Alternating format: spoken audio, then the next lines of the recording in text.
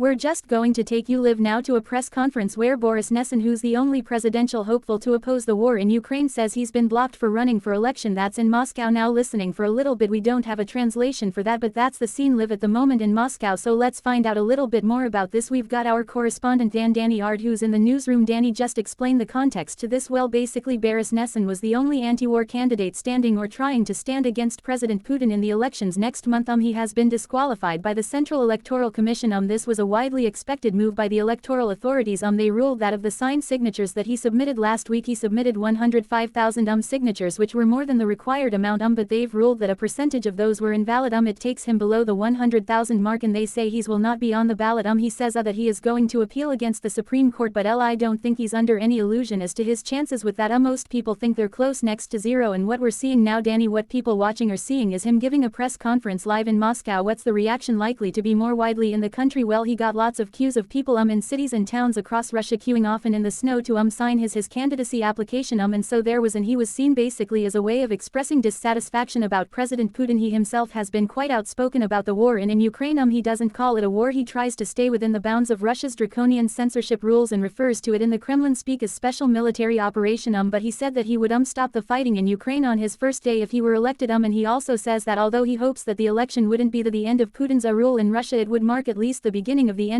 So he was quite outspoken. Unlike some of the other candidates who are already registered, there are a handful of people already who will be on the ballot. Most people believe that these are candidates who've been given TCID approval by the Kremlin. They're not seen as people likely to challenge Vladimir Putin in any way. So it gives the whole election a figment of legitimacy. Really, in Russia is very much a managed democracy. Or some people have less polite terms of referring to it. So there was no doubt that President Putin, barring something unforeseen, will win in the middle of March. He has already ruled Russia for coming up to 25 years, and he can, under the current constitution, stay in power until 2036. Danny, thank you for bringing analysis on that breaking news there. That's Danny Ard, our World Service Europe regional editor.